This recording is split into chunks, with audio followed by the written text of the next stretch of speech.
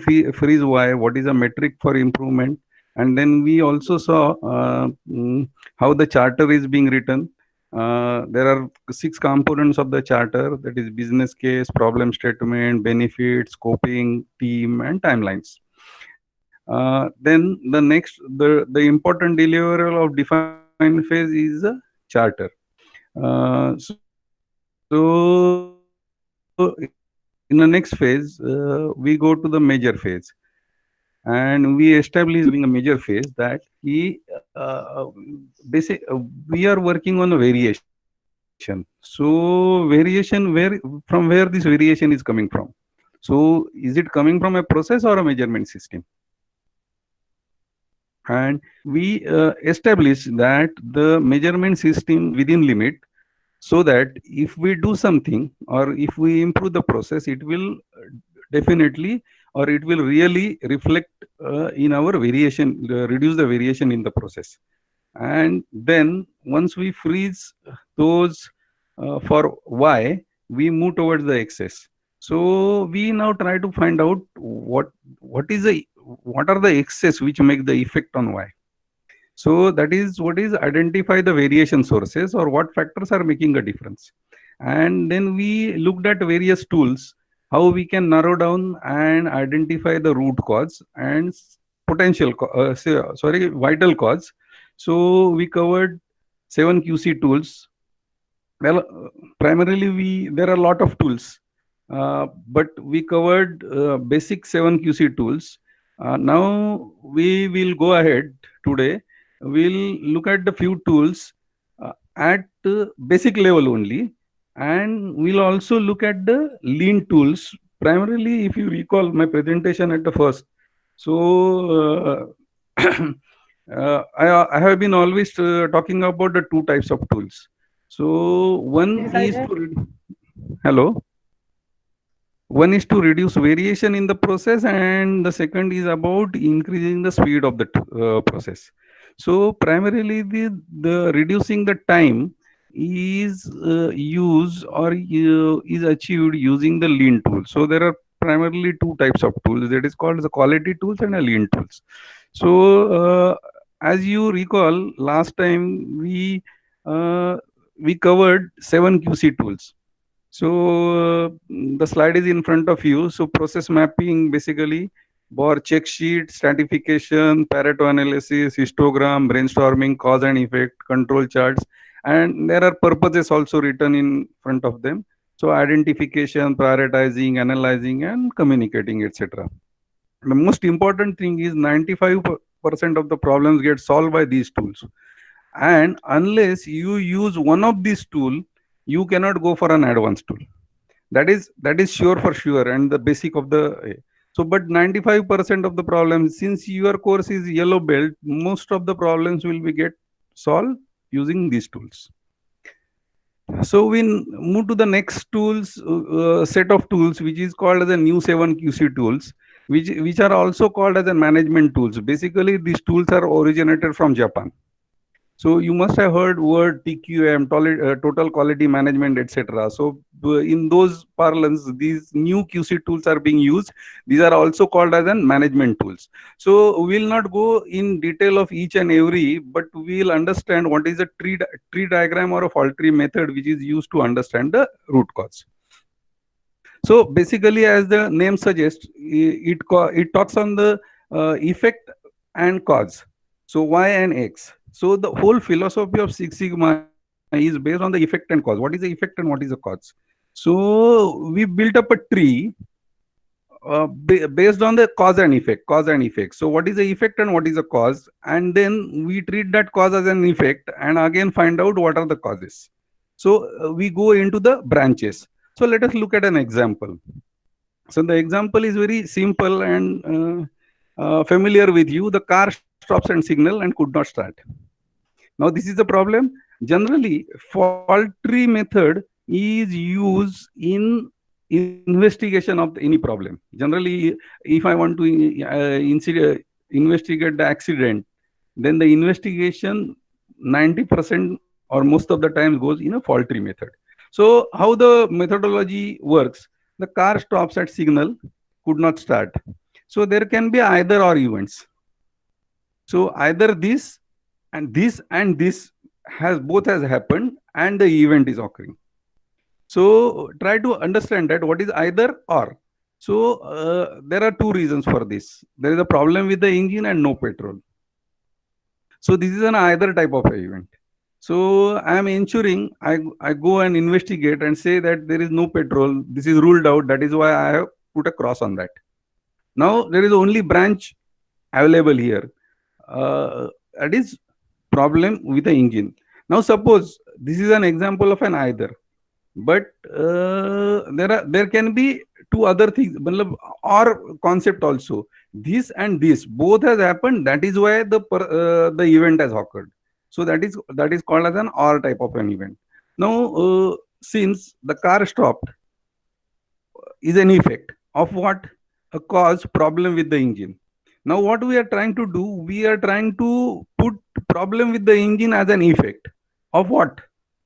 And asking question why this has happened. So we'll look for an probable reasons again.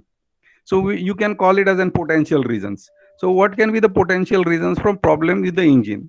So my engine is seized or no combustion in the cylinder. So again, I go and I see there is no evidence. So I say the engine seize is ruled out. So I go ahead with the no combustion in the cylinder. Now, why no combustion in the cylinder? I again go for an potential reasons and check the reasons or the evidence for the same and cross them which are evident and this has not happened. So, so the what no combustion in the cylinder, it is because of air fuel mixture incorrect. Now, it is also important to understand the either or event can happen not only at the first level one, but the either and or event can happen also at the third level. So if it is happening either or event, then if suppose there are two reasons for which the no combustion has taken place, that is air fuel mixture incorrect and incorrect compression. So you'll have to take it both of them forward for an analysis. Now what has happened here, we have crossed inadequate compression because there is no evidence for that and only went in either event. But if you feel that you have an evidence that this both has happened and because of this effect has occurred, so you have to investigate both to arrive at an root cause.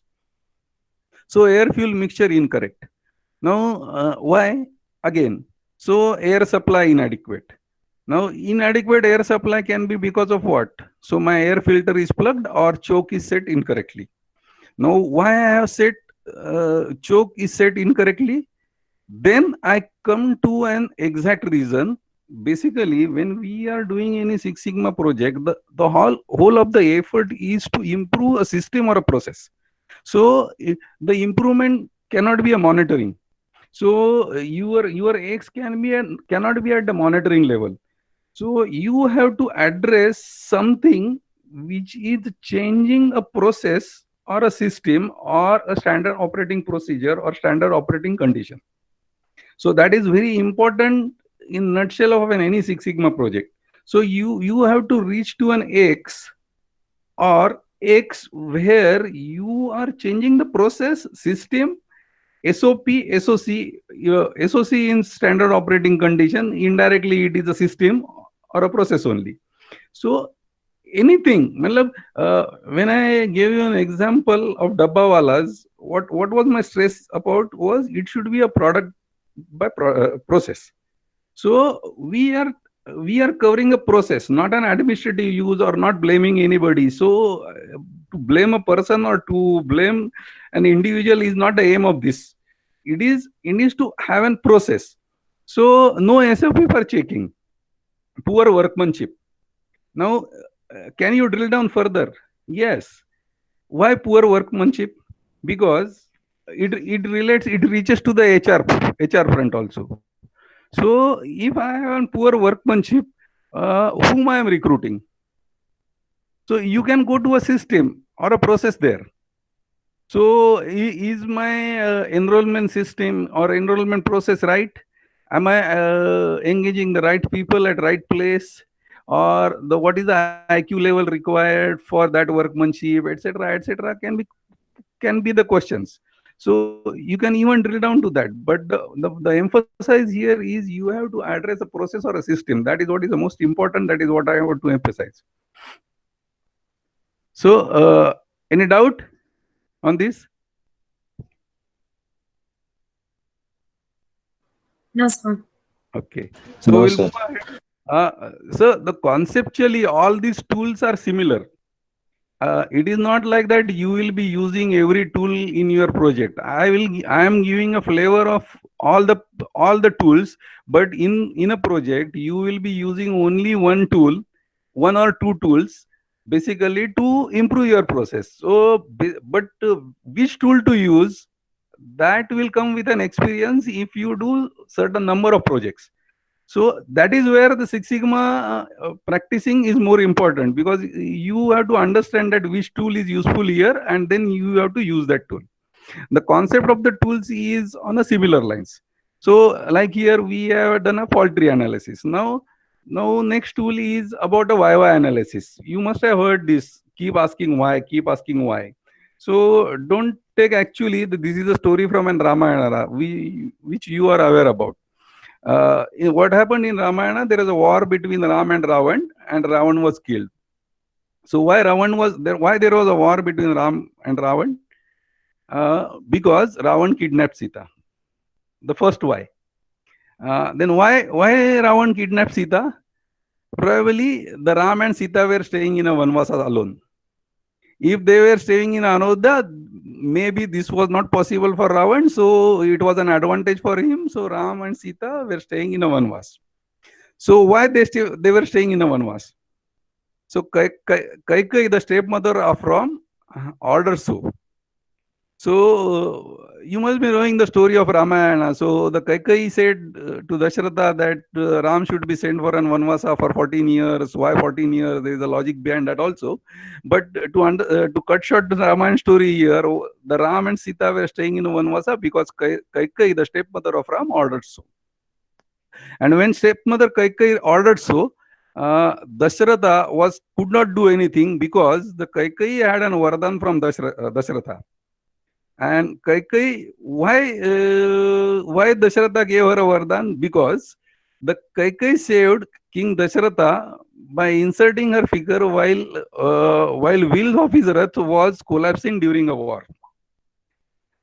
So Dasharatha was on the war, and during that time the wheel of his rath was collapsing, and Kaikeyi put her finger inside, and for her bravery, Dasharatha said that I will give you a Vardhan that I will accept three things, whatever you say. So as a one of the thing Kaikeyi said, you send Ram, who was an elder son, who was going to be the king of an Ayodhya. You send Ram to the Vanvasa. So why was that collapsing? Why reliability? A poor maintenance practice. It is important to understand. Don't take this story as it is from Ramayana. But what I am emphasizing here again is important to understand the process and a system, or you have to change something in the process or system to avoid the Ramayana. If the reliability or the practices or maintenance practices of maintaining the wheel of a ratha were very good, the Ramayana could have avoided. So that is what in a nutshell. So keep asking why. Now you will ask how many times we need to ask why.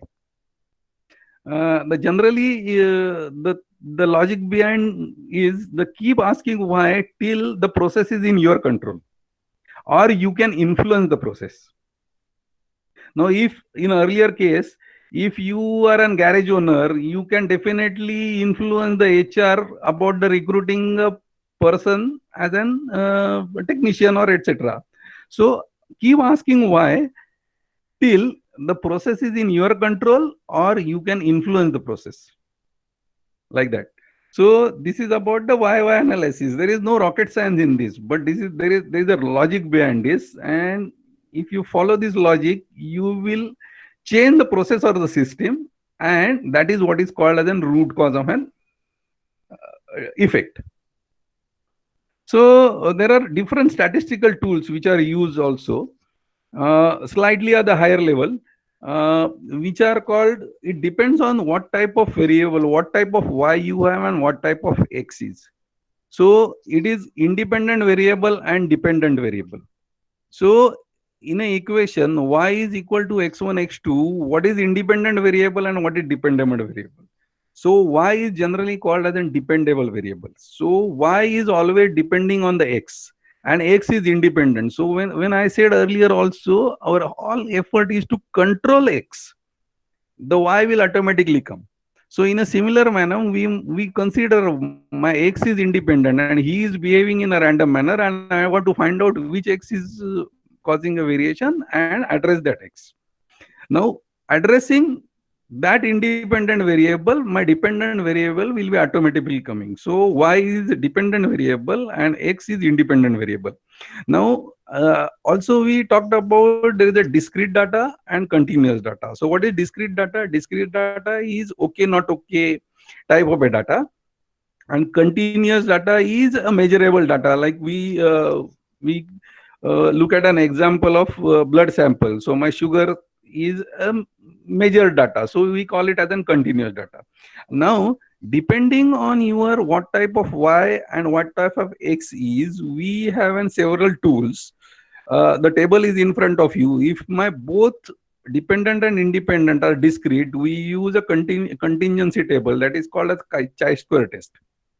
If my dependent variable y is also y is continuous and x is discrete, I use ANOVA, that is what is called as an analysis of variance. And now, if your y is discrete and x is continuous, then we use binary logistic regression.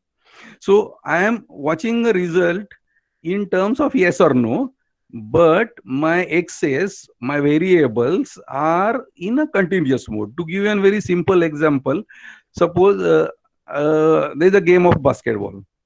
Now, the score in a basketball, score is a basketball is an effect. That is what is y. When we say y, yv is either a basket or a not basket. Now, the basket or not basket is depending on what is to consider two good access is how many hours a player is practicing is a continuous data, and what is the distance from an basket. So if the distance from the basket increases, distance again is a continuous data. The probability of the event decreases. So yes or no changes. So that is what is an binary logistic regression.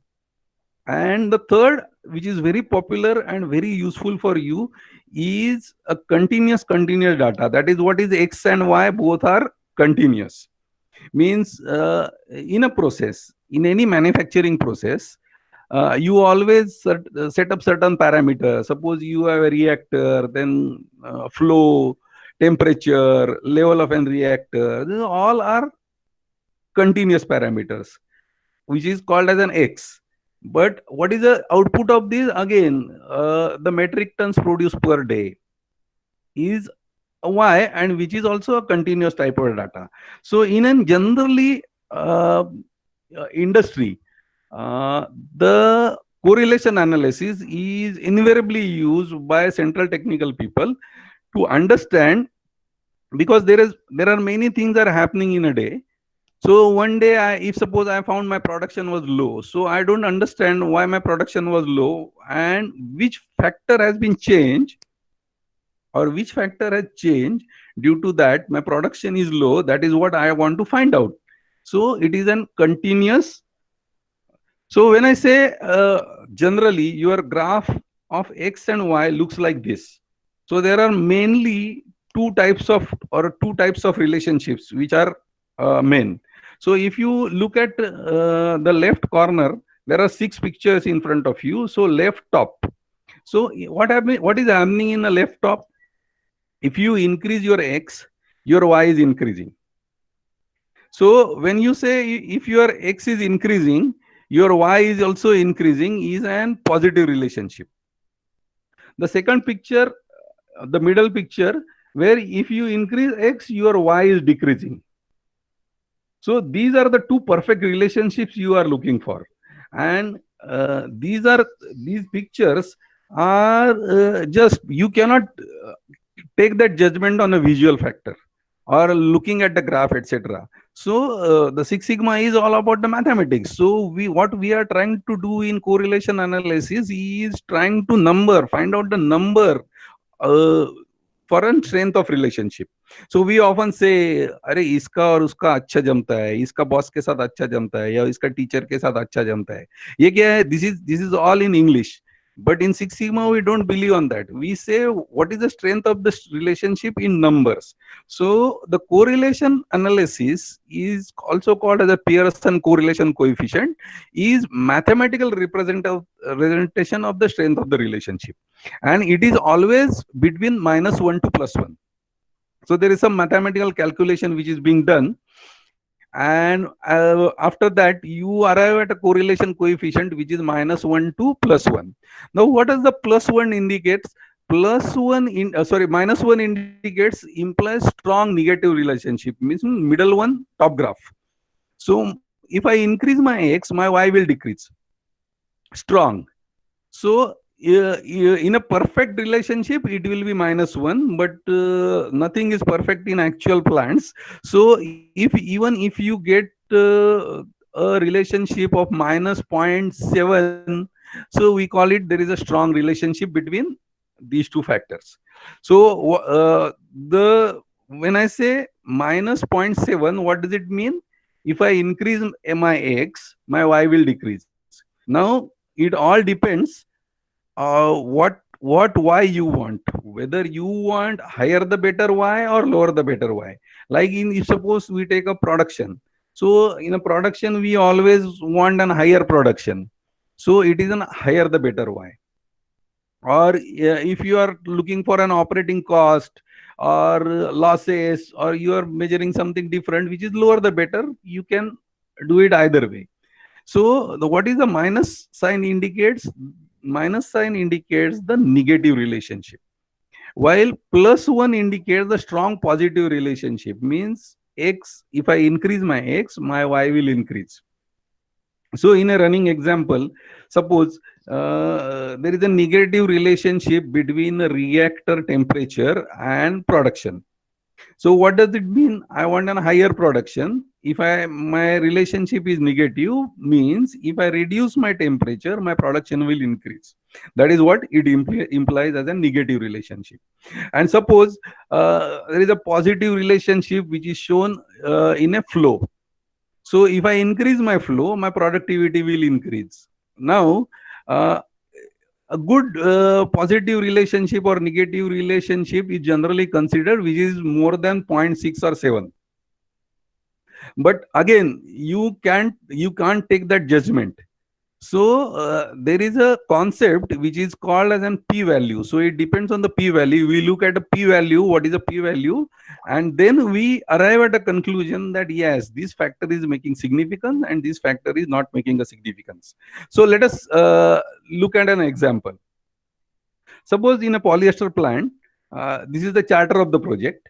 So the charter is very well, again, you just recall the concept of a charter. So what is the business case? So in a polyester industry, there is a continuous winding which is going on in the forms of the bobbin. Now, any interruption in that process is called as a break. And if there is an interruption, the operator who is operating the process need to rethread that and put it on a winding again. So how many such breaks when I produce 1 ton of a production? So if I am producing 1 ton of polyester, how many such breaks are occurring? So that is what need to be understand. Now, if you look at the figure, breaks per ton is 0.92, and you will get amazed that only not even a one break in 1 ton, but even this 0.92 is higher. That is what the management feels. And really, if you understand the polyester making process, 0.92 is high. So the project is to reduce those break per tons, and the target is 0.5. Now there are assumption also written, because the breaks per ton also or the breaks in the process also depends on what I am producing. So which product I am producing. So it may happen that for particular products, the breaks are more. So primarily, what is Y or what is effect? Effect is break per turns. That is what is in a nutshell you need to understand during this charter. So let us move ahead to understand a correlation analysis matrix.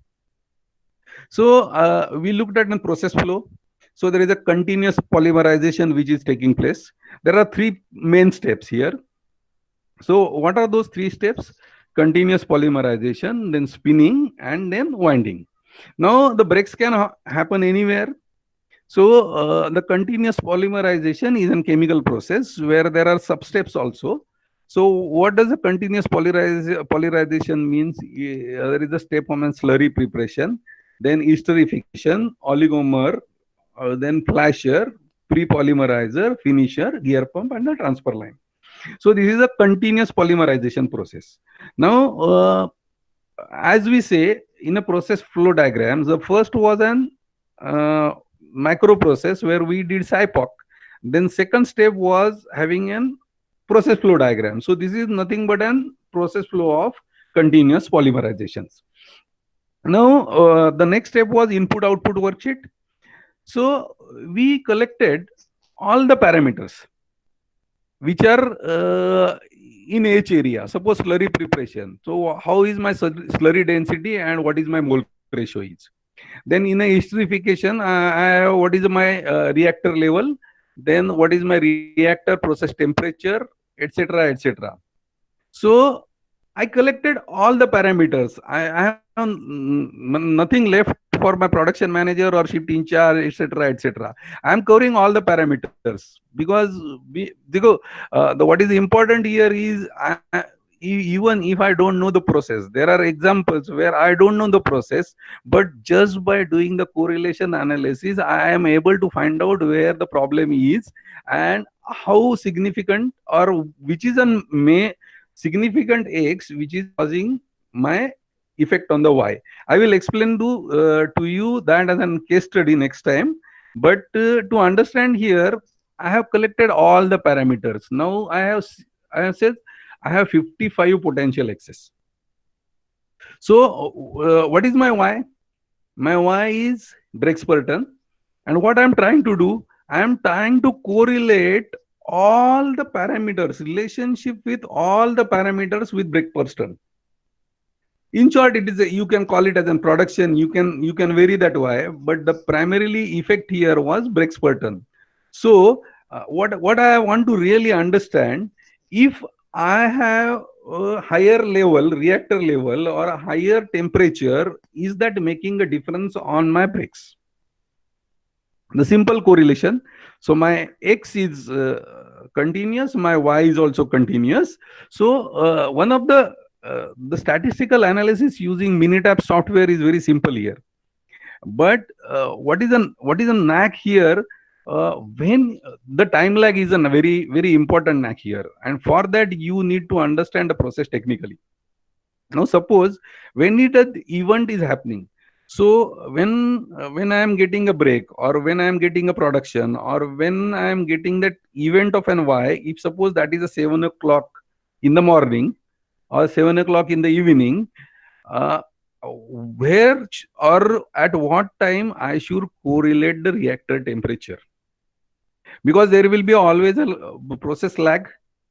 So wherever the polymer which was 3 hours before at reactor and after 3 hours the break is going to happen, so you should have the technical understanding or technical knowledge of the process to use this correlation, so that if I want to have a correlation between my break and the reactor level, what time or what data or what time I should be taking up the data.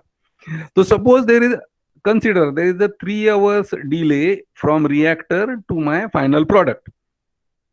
So if suppose the event is happening at 7 o'clock in the evening, I should be considering a data for correlation 3 hours before the event is happening. because that is what is the right way to do it, because I want to correlate what happened in the reactor at 4 o'clock will reflect as an output at 7 o'clock. So if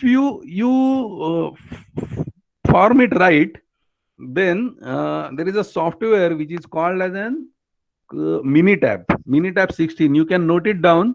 You can also have a cracked version from the net or a demo version from a net downloaded to it you, so that what we are doing now, we are doing a correlation coefficient analysis, and as a result of a correlation coefficient analysis, just look on your screen. It is giving you a table. So what is the table? The table shows that there is a correlation coefficient. So if you look at the reactor level, it is minus 0.602. So what does the minus 0.602 means? So if I want to reduce the brakes, which is lower the better function, I have to increase the reactor level. Okay. Similarly, reactor process temperature, it is again showing minus 395. That is what is the correlation coefficient. I told you that anything above 0.6 or less than 0.6 is a good, but again there is another concept which is also used, which is called as an p-value. So there is a column on the next which says how much is the p-value. The p-value calculation is a statistical calculation, but what you understand as a manager or a decision maker, that how the p-value changes your decision. Now if suppose this p-value is less than 0.05, because in Six Sigma or in statistics we generally talk with the 95% of the confidence. So if my p-value is less than 0.05, that means that particular parameter is significant for me. So you can look at the table where I have identified 5 parameters that are significant. One is reactor level, the second is reactor pressure, then the antimony in the yarn, stability in the yarn, or DEG in the yarn. So, and if you look at those p-values for all those parameters, the p-value is less than 0.05, and that is why I say it as insignificant. There is another parameter which is also very vital here, is a throughput. So, if the throughput is shown as a minus, so if I want to reduce my brakes, I need to have a higher throughput. Primarily, if I run at a higher throughput, my brakes will be less. So that is what it. But the throughput is an settable parameter, which really depends on many business things. So we are just considering there are 5 process parameters which are more significant for us, and we are taking it for an analysis forward. So if you look at this, we started with 55 parameters, that all the parameters which are set in the system are making a polyester process, and we arrived only at the 6, only by doing the correlation analysis. That is how so simple it is, but it needs an understanding of the process for the time delay, and you also need to understand what this correlation coefficient is. This is a very, if you join any industry, this is going to be a bread and butter for you. So always there will be a question which is, "Arey, ye kya ho gaya? Why this has happened?" So you need to understand which parameter on the earlier day which has varied to cause this effect.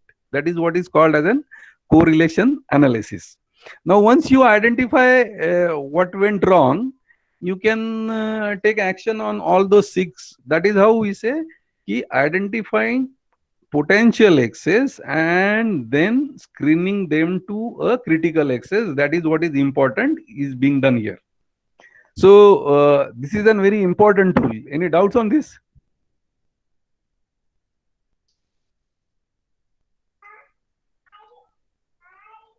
Hello? Hello. Yes?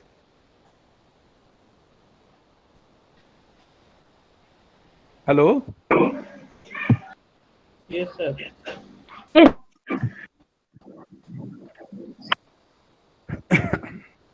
Yes. Yes, please.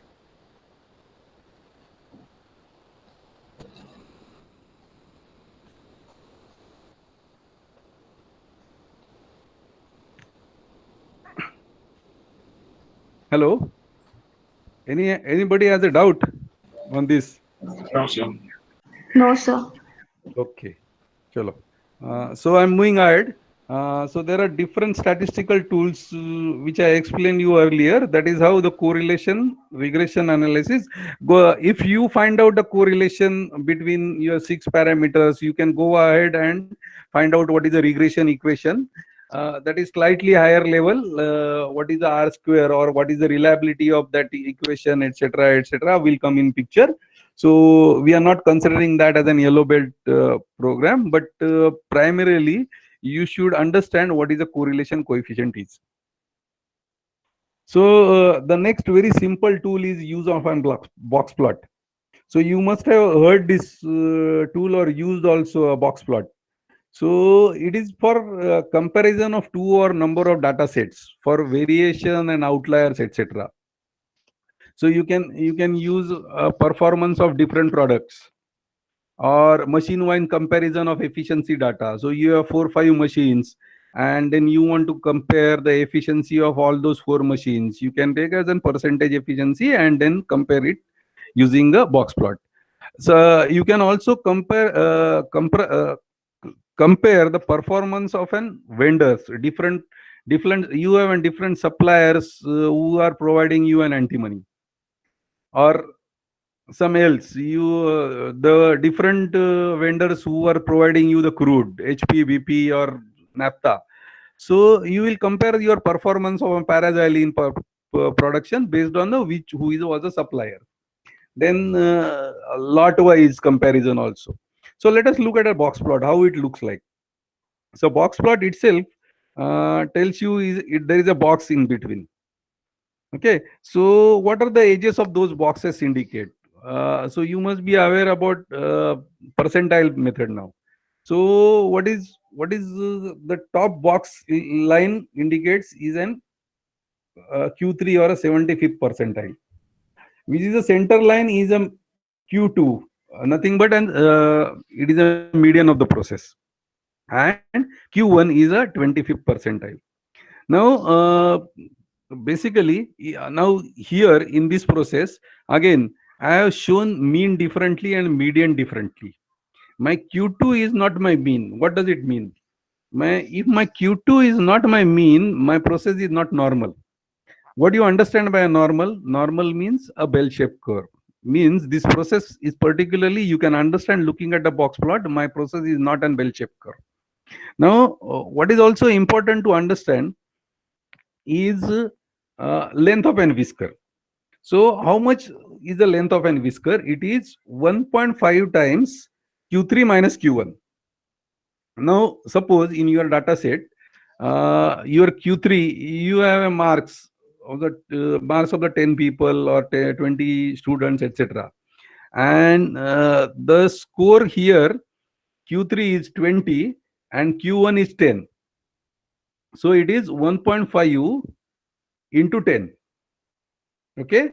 So why 10? It is 20 minus 10. So 1.5 into 10. So the line will go up to that distance. But if suppose, I mean, if you look at the whiskers, top whisker and down whisker. So the top side whisker is shorter while the below whisker is longer. Now, if suppose it is 20 and my length of the whisker comes out to be 15. Now, so the line will go up to 35 provided there is a number in the data set. If suppose there is no number called 35 in the data set and there is only a highest number 30, the whisker will cut off there. That is why the length of the whiskers are different. And on the lower side, if suppose I take my length of the whisker goes, but still there is a point in the data set which is below that whisker. So that is what is called as an outlier in the process. Means depending on the variability in the process, I set my margins. There is some logic in this. Q3 minus Q1, 1 into 5, 1.5 times Q3 minus Q1. And if the number in the data set is beyond that, I call it as an outlier. And then my outlier is an essentially a data point for me, for me to understand what are the real excess for that data point. What are the real, if it is good, then also why it has happened good and why it has happened bad. Now, to improve any process, if you, the first strategy will be to work on the outliers. If you chop up those outliers in your process, naturally the average will improve, whatever way you want to. Suppose now in this case, it is higher the better function. So if higher the better function, if you chopped out this outlier on the below side, then your average will definitely go up. So that is how in an earlier process also, if you looked at the histogram, there were two outliers. Now, if you chop up those outliers or find out the reasons for those outliers and implement that as a process or a system, then you will not have those outliers. And if you don't have those outliers again, you have taken one step to improve your process, your average will improve. That is how the process goes off. Now, let us look at an interpretation, simple interpretation. So I have a number of operators doing certain activity. So I want to understand, if I want to reduce the time for that activity, what I'm trying to do, I compare the time of each and every operator to find out who is really causing a problem. Now on your screen, if you look at this, there are 6 operators, the timing of n 6 operators. So practically, if you look at this box plot, if you improve the performance of Madan and Gajanan, probability that your overall average will come down. It depends again, your higher the better function or the lower the better function. I am talking about the lower the better function because I want to reduce the time. Okay, so then you go and focus, you map only the process how Madan is working and how Gajanan is working, or are they doing something different than Ashok? So Ashok or Krupa Shankar looks to be quite very less variation there. So you can identify who is the best among them and who is worst among them. And the idea is to improve the worst, identify regions from the post, from who the best one and the worst one. That is how you can do it. Use of an box plot. Use of an box plot is also done at the end of your project or anything. When I say statistical change, I keep on emphasizing that you must change the process statistically. So this is an example of one of the project where UV glow, the lower the better function. So when we started of the project, the data from September to November shows that my UV glow is around 370, something like that, and with the variation of this. Now I did something in my project, and when I'm comparing my March to June 12 data, so it should be significantly different. So if you look at this visually, you can looking at the box plot also that yes, I have improved the process, and March to June process is different than my September to November process. That is what is the purpose of an box plot also. This is a visual inspection. We also support this by a statistical tool which is called an hypothesis testing. We'll cover that during our improve phase. But what I want to emphasize of use of an box plot is you can compare the two data sets for their mean, and looking at the variation of those individual data sets, you can arrive at who is good, who is bad. Are there any outliers? Can I do something or change my process in the process so that I don't get outliers? I am improving the process. Okay. The next tool is called failure mode effect analysis. This is a very popular tool, generally used in a reliability model. So in a reliable, I want to make my process equipment reliable. The failure mode effect analysis is a very important tool. So what we do then, that just to an process map for FMEA. So what are the different inputs for an FMEA? So it can be a detailed process map, cause and effect matrix, fault tree method, control plan, or customer requirement. What is an output? The outcome of an FMEA. So I am going to explain you a fault tree method. So fault tree, just to understand how the excess can be found out using a fault tree method. Earlier, we looked at a fault tree method with an fault finding or investigation point of view. But I want to also emphasize that how fault tree can be used uh, uh, identifying a potential causes. So just look at an example using a fault tree method. I have a problem of loss of dow pressure. So dow is one of the important heating medium, and to maintain a temperature in a process, I need to maintain a dow pressure in the process. So what can be the first tree? So the first branch, what does it say? Dow. What are the problems related to dow pressure? Of course, loss of dow pressure, power, combustion, fuel, and air. Now again, when I say power, what are the branches? Failure.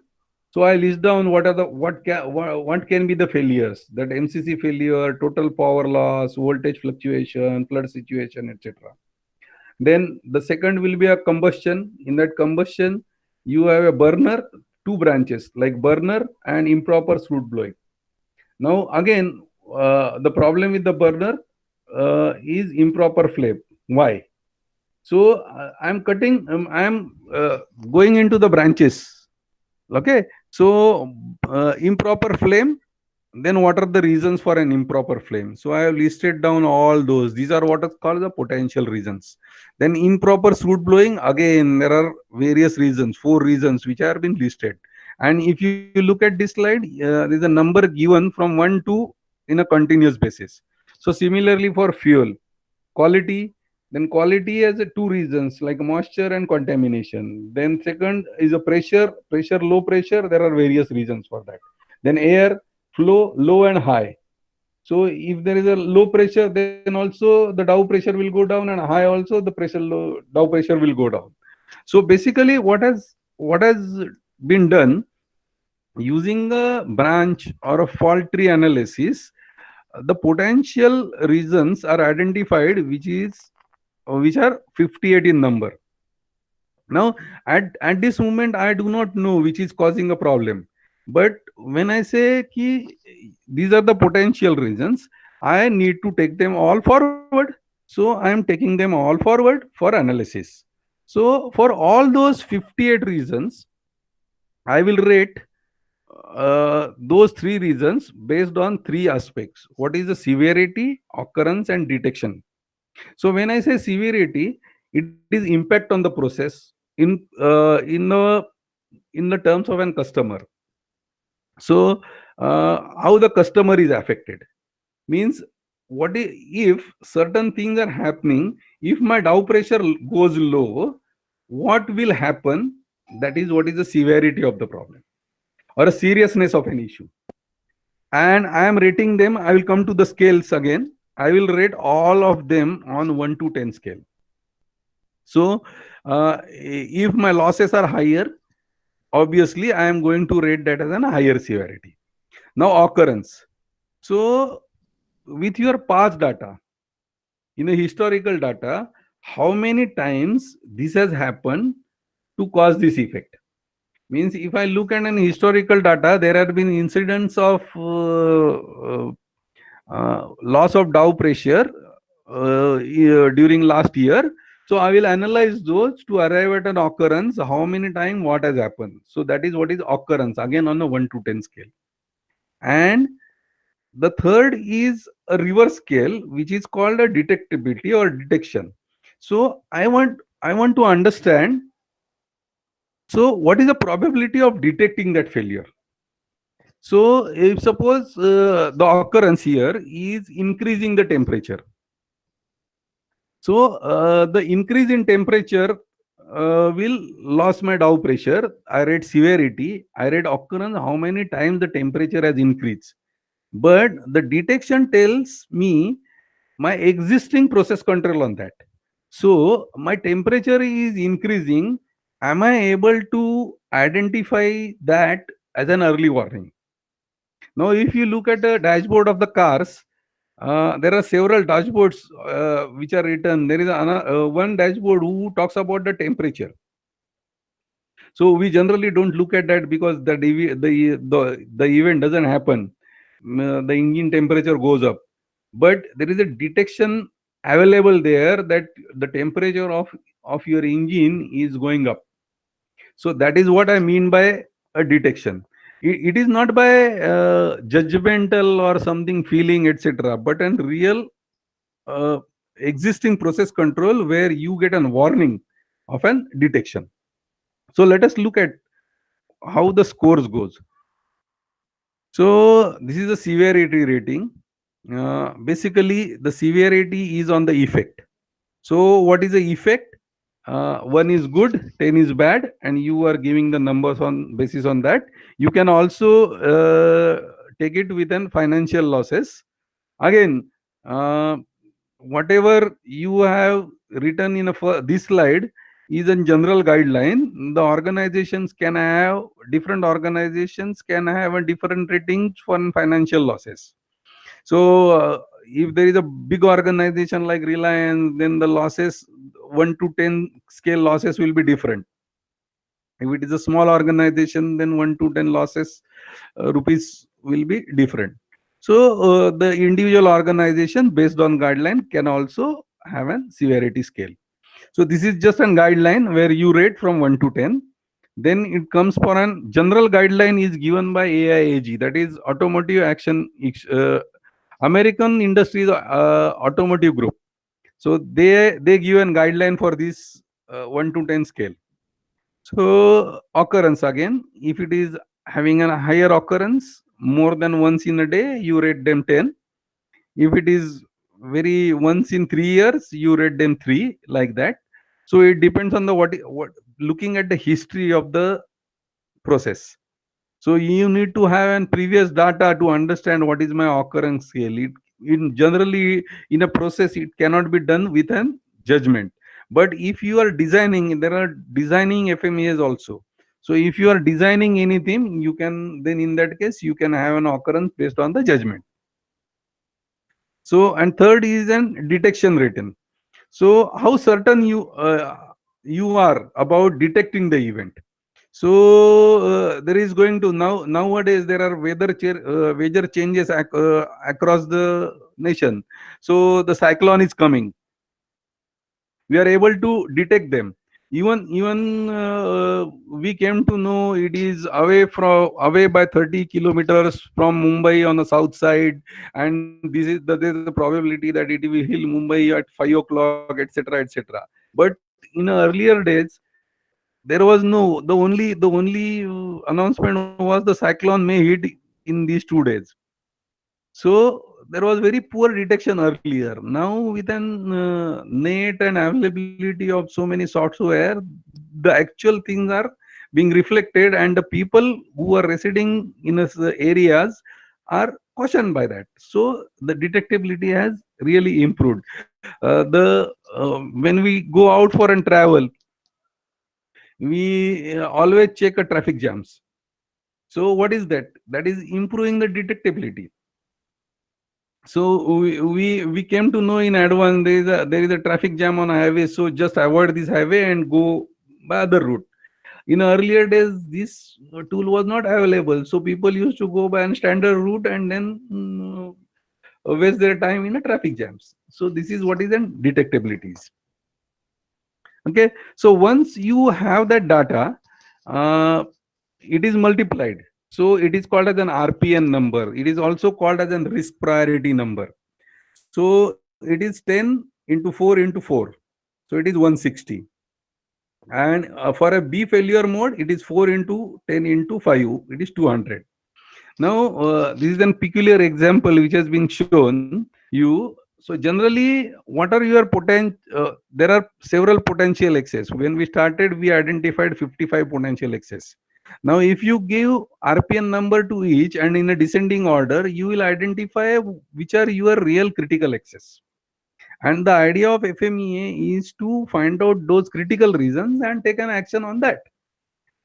The critical factors or the critical reasons can be identified based on your RPN number also, and the high severity rating also.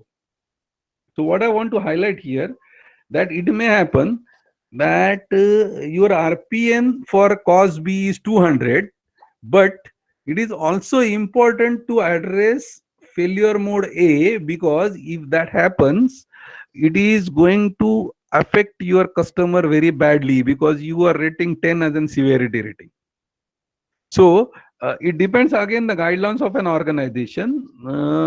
Generally, what is being followed is wherever the severity rating is more than 8 or 7, the severity rating more than 8 and higher RPN number is followed. So the whole of the idea is to identify critical issues or screen potential causes to the critical causes. So once you get those causes, now in this one of the example, the failure, the FMEA is being done. If you look at the column, there is a RPN number written. It is in a descending order. So based on that, what is your approach generally? The approach is to reduce the occurrence or improve detectability. Generally, the severity cannot be changed because it is an effect of an event. So the severity is generally not changed. In a very rare case, if you suppose produce a product and send it to the market, then you inform that customer that our product has a problem of this problem, and you work accordingly. This is what is called as a severity reduction. But generally this does not happen. If we want to improve the process, what we are emphasizing is to reduce the occurrence and improve the detectability in the process. Detectability is nothing but an early warning, and occurrence is to reduce the event, like that. So if you the actions were planned on these 6-7 axes, and if you look at this, your RPN number is reduced from 336 to 60. Like that, it is done for all the axes. So your critical events or critical reasons are identified, and the action has been taken to reduce the occurrence. That will definitely improve your process. That is how the FMEA is being done. So any problem till now? Any questions? We have covered the quality tools. That means 7 QC tools, then fault tree method, YY analysis, correlation analysis, and FMEA. Yes? Any question? So in box cuts, why the length of whisker are different? Actually, length goes till there is a point in the data set. Suppose my Q3 is 20 and my whisker length by calculation is 35. Okay, but there is no 35 in my data set. There is only highest data which is 30. Then the whisker will cut at that level. Okay. Okay, I have answered your question. Okay, sir. Got it. Okay. So that is why I explained ki there are two different lengths at top and bottom also. And if suppose you draw a whisker and there is a point beyond that, it will be shown as an outlier. So what is important to understand, if there is an outlier in the process, it is the point is beyond your normal variation, and you need to really go at the outlier and understand why it is good or why it is bad, like that. Okay. Okay, sir. Got it. Now we are moving toward the lean tools. So what is lean? As the picture shows, lean is a thin. So what we want to achieve out of an process, we want to achieve our process is a flesh-free or thin process. Okay.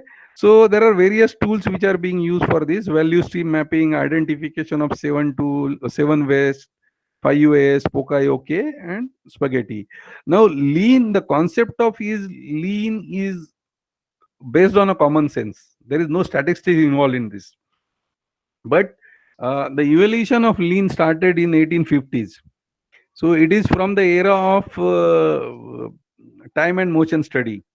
So Frederick Taylor in 1920 came out with a time and motion study, and that is what is the main foundation of an lean.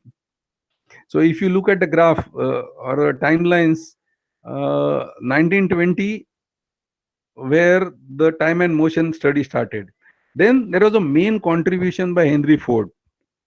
So Henry Ford, if you look at the accomplishments of Henry Ford, I many times feel that our chairman Dhirubhai Ambani is inspired from Henry Ford, because whole of the Reliance, the main concept what he has implemented of backward integration looks like that it is based on Henry Ford's backward integration concept. So Henry Ford always talked about the mass production, huge processes, production space, number of employees. Then he also talked about the waste reduction, that is reworking, reusing, remelting, etc. And if you look at uh, ahead, the highlights of his accomplishment, you must be knowing an assembly line concept, which is very popular in automotive industry or anywhere. So there are a lot of advantages of using an assembly line concept. Henry Ford has used that concept for the first time. Rather, he is the originator of this assembly line concept at Ford. Then, if you look at the backward integration, steel mills to produce steel, then glass factory, rubber plantation, then own ships for carrying out that ore, etc. So all this is to reduce the cost, reduce the inventories, etc. So after Henry Ford, there was a major change which was brought in by Toyota, which is called as an also Toyota manufacturing process.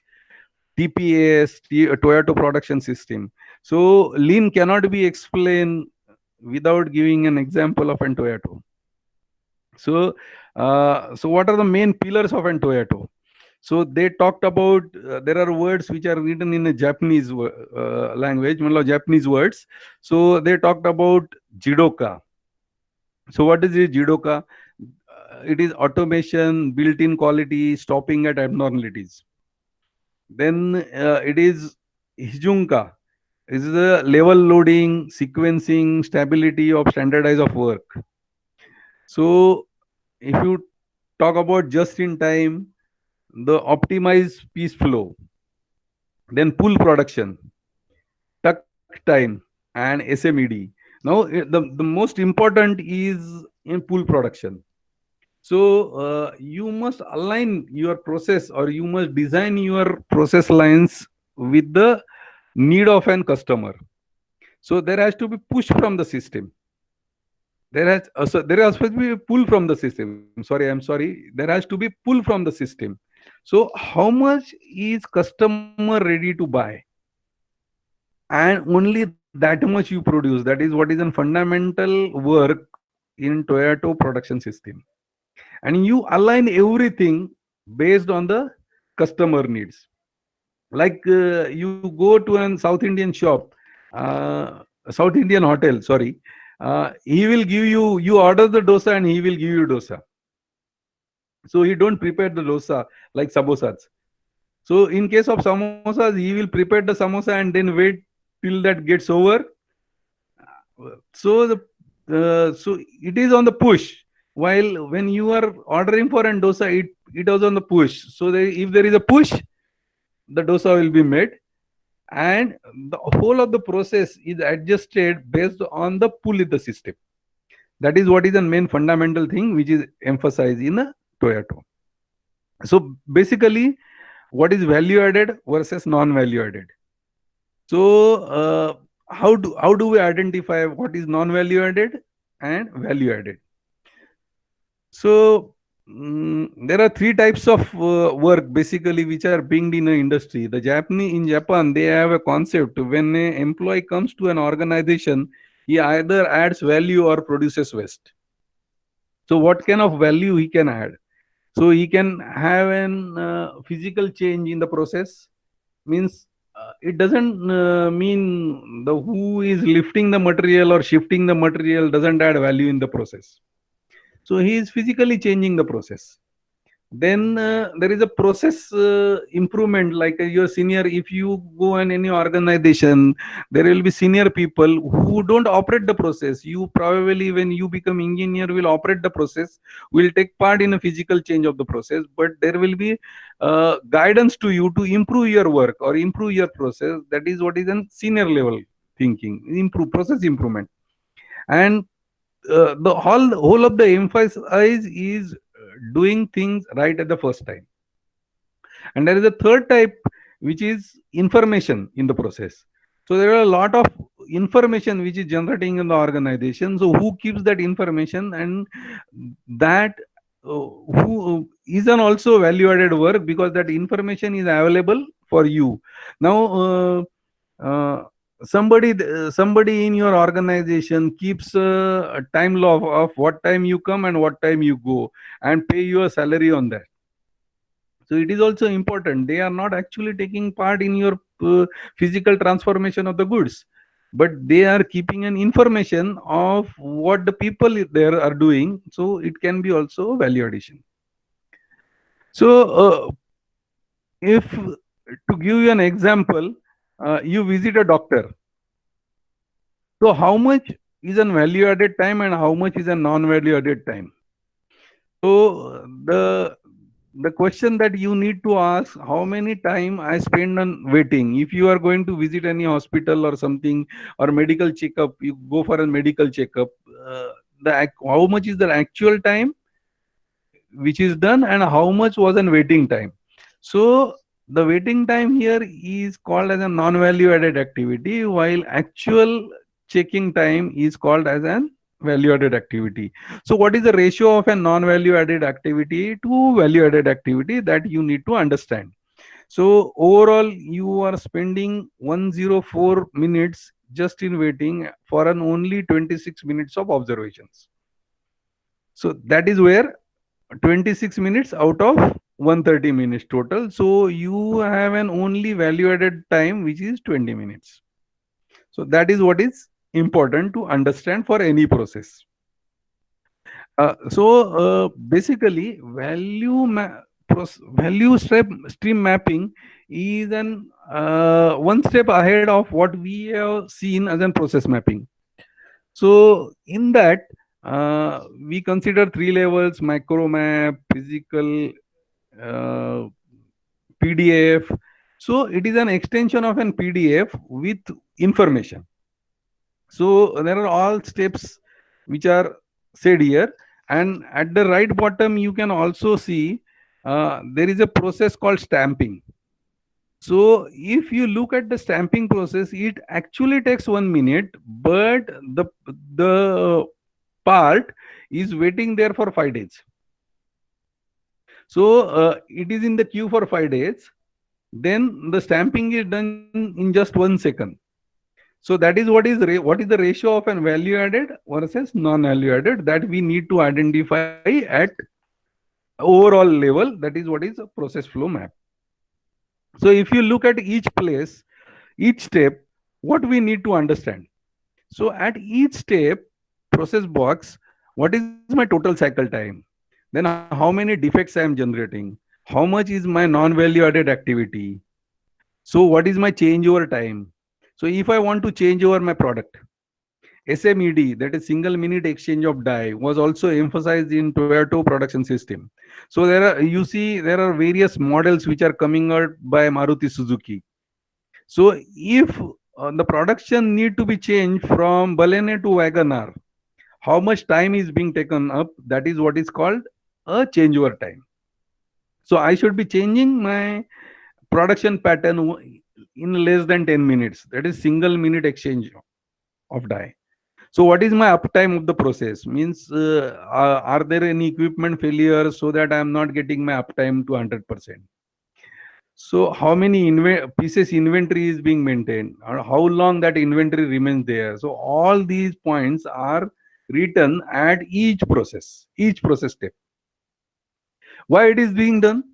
So once you do all that, you understand in a process where my real bottleneck is. And once you understand where your bottleneck is, you uh, you set up a value stream mapping, which is proposed value stream map. So you have an current value stream map. Based on that, you identify where are the bottlenecks and you come out with the future value stream. That is what is an objective of an value stream mapping. So how it can be done? So how it can be developed? So it can be developed by asking simple questions. What is the rate of demand?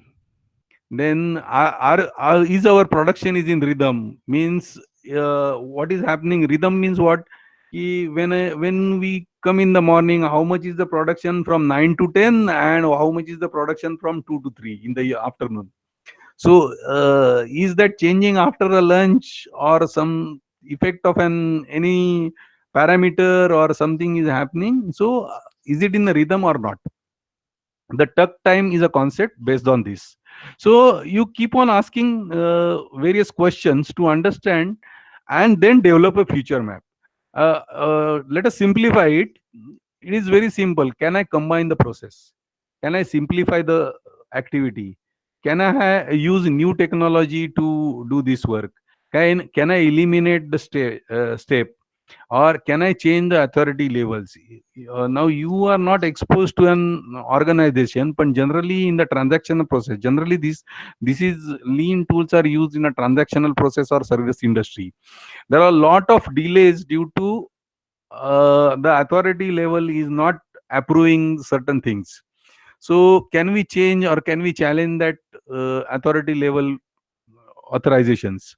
So basically there are 5 main categories. You can ask these 10 questions at each step. So rearranging the sequence of work step, rearranging the physical location of the operator in the system, changing work method, changing type of equipment used in the process, redesign forms or documents for more efficiency use, improving the operator training, improving the supervision also. So if we improve the supervision, will my output improve, and is there any changes or improvements done in a supervision? So if you ask all these 10 questions, the idea here is to have an understand the bottlenecks and problems in the or constraints in the present process, and based on these questions develop a future map. Okay, so there are various guidelines. So I will be sending you this presentation anyway, so you can go through this. So guidelines for to be process. So error, defects, then digitization, one time capture of information. So the information is automatically flowing off everywhere. Okay, minimum number of hands off, etc., etc. So the main factors, that is simplify, combine, add, rearrange, and eliminate, scare. Okay. So how it can be done? So you at each activity, either you ask these questions or look for the waste in the process. So what are the different types of waste in the process? So there are typically said 8 types of a waste in the process. So we leave apart intellect property at this moment, but let us focus on other 7 wastes. So waiting, it is also called as an work pit. So let us look at them one by one. Then there are other also few areas of waste: reprioritizing, complexity, unnecessary complexity in the process, or energy.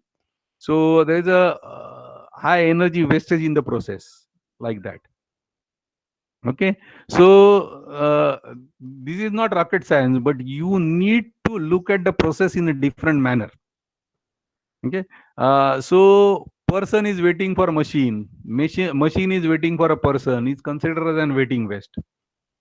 Okay, yeah, now you are not exposed to the organizations, but there are many times the meeting starts only when the boss comes, and boss always comes 10-15 minutes late because he is busy, and all the people in the department, 10-15 people, are waiting just because he has not come.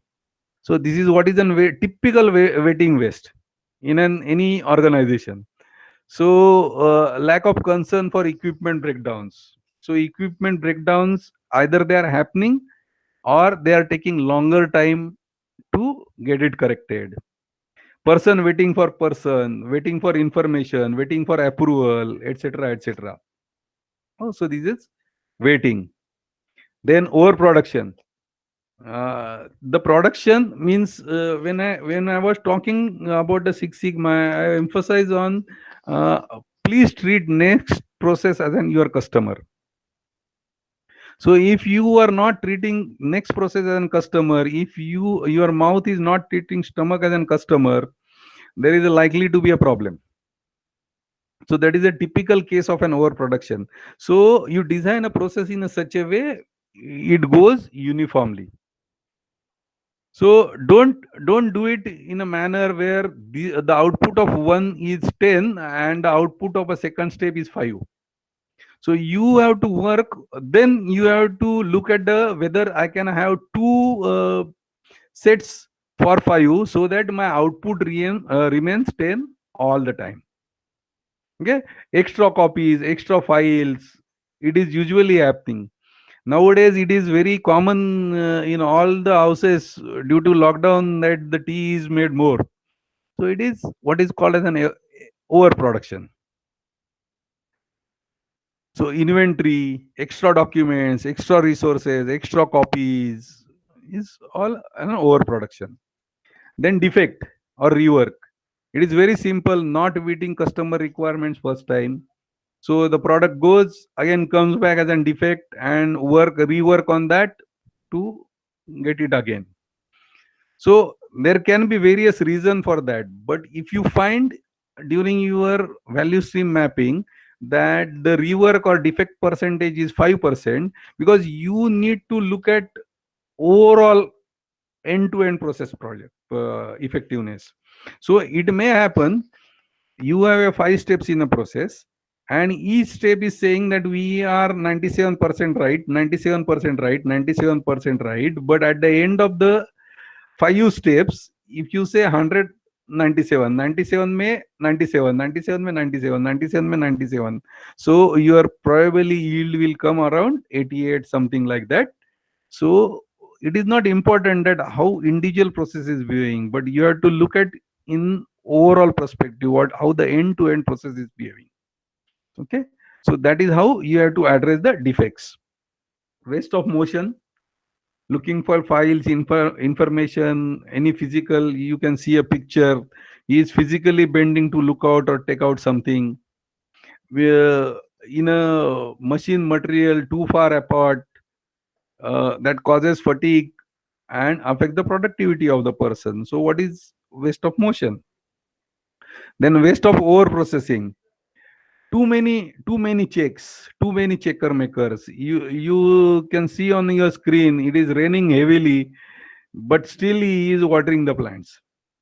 So over processing. Okay. So endless refinements, mm, redundant approvals, then inventory. Now, if your process is not smoothly designed, now just to give an example, what we have considered during value stream mapping, the stamping takes only 5 minutes.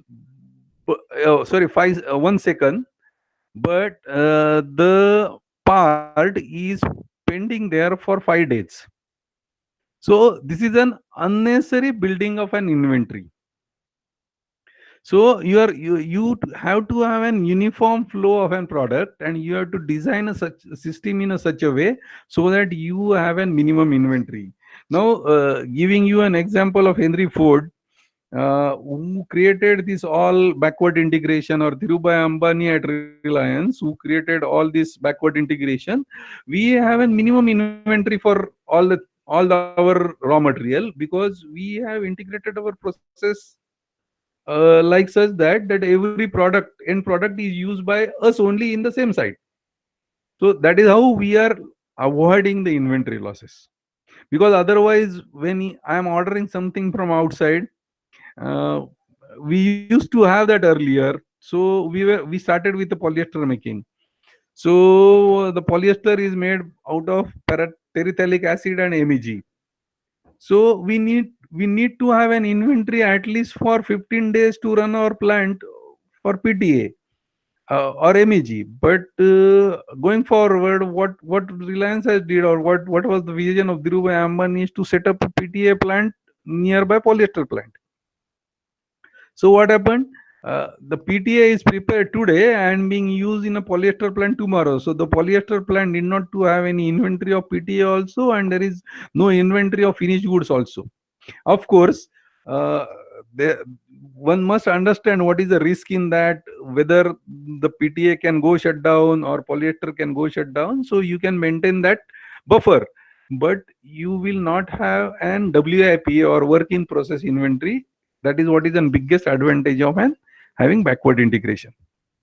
So waste of inventory, waste of transportation, multiple storage locations being shifted, the goods are being shifted from one location to another location, etc., etc., can be avoided. Waste of transportation. So when I say transportation, it is basically for the raw material, finished goods, spares, etc. When I say motion, waste of motion, it is primarily for an human activities. So waste of intellects also, which is now considered as a main one. So right person at right place is also very important. If you don't have a right person, it is a waste. So what are common service wastes? Delay, duplication, unnecessary movement, unclear communication, incorrect inventory, opportunity lost, error, etc.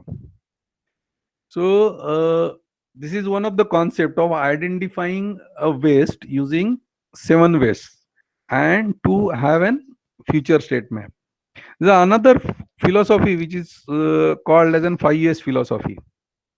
So 5S means जैसे DMAIC है, Six Sigma में वैसे 5S है. So what is the 5S? The 5S is sort, systemization, standardize, shining, and self-discipline. So the most important is self-discipline. So as you are students, at home, you clean up your desk. How frequently you clean up your desk? Like once in a month. You spend all your 1 hour to keep your books right, notebooks right, etc., etc. So this is a different type of a thinking. A quality person has to have a different type of thinking. Now, to clean up your desk or to arrange your desk, uh, after 1 hour in a month, can you call it as a value-added activity or non-value-added activity? Any guesses? So if you look at a different perspective, if you maintain everything regularly, at least 1 minute, 2 minutes in a day, this activity which you do once one for a 1 hour every month is a non-value added activity. This is what is a different type of a thinking a quality person need to have. That is what I'm trying to provoke you, or I'm trying to tell you to think in a different way. So the activity what you feel of cleaning desk is non value added activity, but we always take a pride that I have cleaned up my desk once in a month. So let us look at what is 5S is. So what 5S says: sort, systemize, standardize, shining, and self-discipline. So what does a sort mean? The sort is, there are Japanese name also written. The basic methodology is originated from Japan. So segregate required usable, workable, reworkable absolute atoms, dispose of unwanted atoms, cut off walkways. Simple. Okay. So what I am trying to do, which is not unwanted, I am trying to sort them out. Which is wanted, I am keeping them on my desk. Now, what is the second step? Uh, Systemization. So basically, it is the line written at the bottom is a place for everything. Everything at its place. The acronym is called is PEEP. PEEP. Place for everything. Everything at its place. So you have, at the first place, what you have done, you have sorted out what is wanted and what is unwanted. You are getting away from the unwanted. You are just throwing them out. You are keeping it somewhere as a museum. But now at your desk, what is wanted by you? So you are assigning a place for everything, and you will ensure that I will keep everything at that place. So using labels, colors, codes, identification, index files, storage with accessibility. So you will think through where I should be keeping this, which things, what are the things which I need frequently. So if you look at the kitchen, there is a 5 years process which goes up. So if you look at the kitchen, the sugar and the tea pots are kept just approachable so that they are easily available and they are required more frequently, etc. So standardization, develop standards, establish checking procedures, 5W plus 1H, create visual controls, devise ways and means to expose problems. If suppose something is not written or not kept at its place, it should be easily visible that this is not kept correctly. Like that. Then shine. Spend 1 minute or 2 minutes every day to clean up your desk. That is what is a Japanese concept. You clean up your car every day yourself so that you understand, is there any leakage? And if there is a leakage, how much is the leakage? How much is the speed? So in two consequence cleanings, you may understand that your leakage is increasing, etc. So basically, even in the plants, you go around the plant. There is a terminology called like feel, uh, look, and listen. So there are motors, so many motors going on. So you feel whether it is vibrating, are they giving abnormal sounds? So if there is any abnormality is observed by you, let us have an corrective plan on that. So the most important is self-discipline. So develop an action plan for maintaining the set of standards. Okay. So it is very easy to set right your desk on a one day, but it is very difficult to self-discipline or sustain that. So the idea here is to sustain your wardrobe as it is, or sustain your books desk as it is, so that you don't spend 1 hour per month as a non-value added activity. That is what is an emphasis of an 5 years.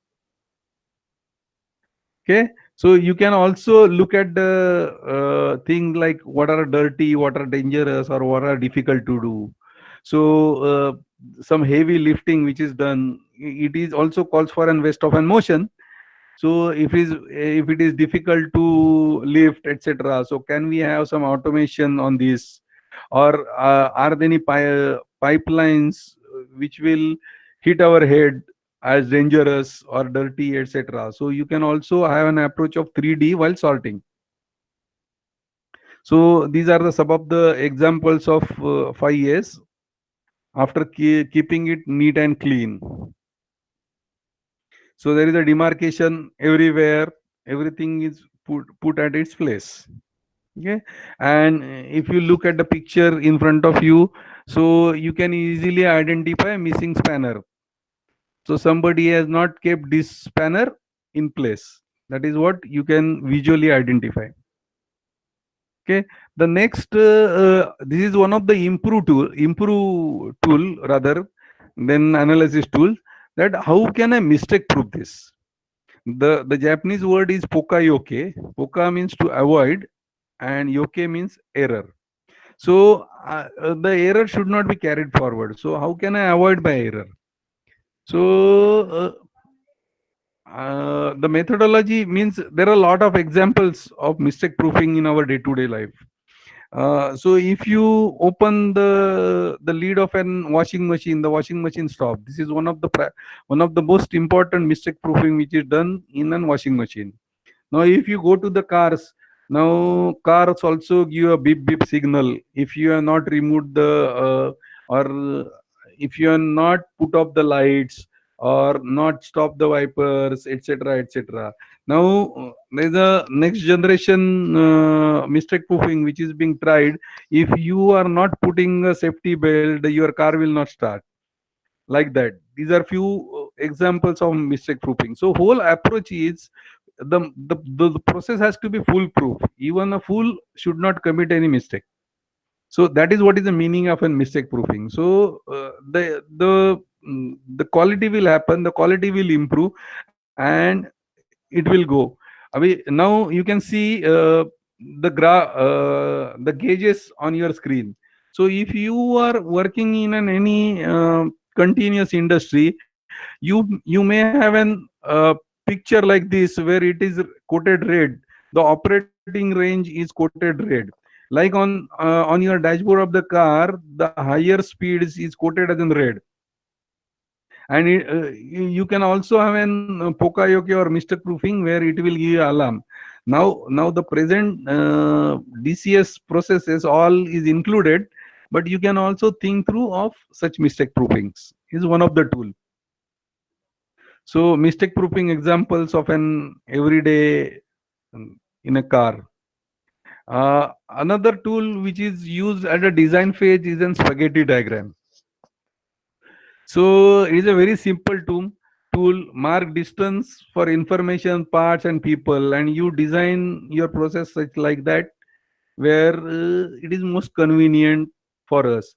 Now, if you look at the changes in modern day flats, you see in earlier days, the kitchen never used to be nearer to the entry door. But if you look at today's houses, most of the flats, the kitchen is next to your uh, entry door. Now this is what is based on a spaghetti diagram. So how many times maximum the people travel from kitchen to hall and hall to outside? So the spaghetti diagrams can be used for designing the workshops, workflow, or facility layouts, etc. Okay. So these are basically the lean tools which reduce the time in the process, and improve the cycle time of the process.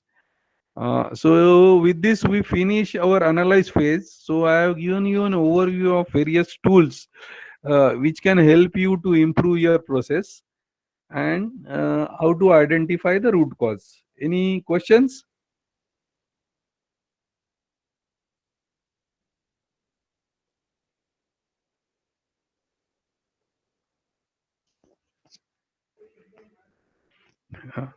So what we'll cover next time in the next session is probably I will give you an overview of an improve and control phase. So what are the concepts which are followed in improve and control phase? Improve is uh, um, very easy because once you know what is the problem, you will implement that. That is what is an improve phase. Unless you are not going for an optimization of process parameters, actually that is not an uh, coverage of yellow belt. That is an coverage of an black belt. So we'll touch upon improve, then control. Why control? How the control charts are being used to look at the process, how control plan is developed. The primarily thing in control phase is you are handing over that project to process owner. And we'll also touch upon various responsibilities, who is process owner called, champion, etc., etc. And we'll have look at two case studies, uh, how it is actually being done and what is the template generally used. So I'm also sharing a template with you. the same what we have used last time can be shared with them. Yes. Nikhil, huh? So you can share that, and I will send you the presentation also. But please give me some time because I need to remove this Reliance, etc. So then I will share with you. Okay. Okay. Okay. Any doubt? Yes, if you have any doubt or any feedback that you can give it now.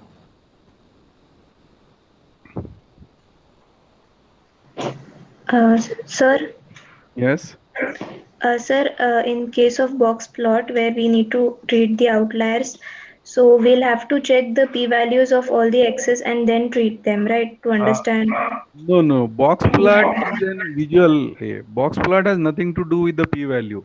The p-value is in correlation analysis. You will be using p-value in correlation analysis.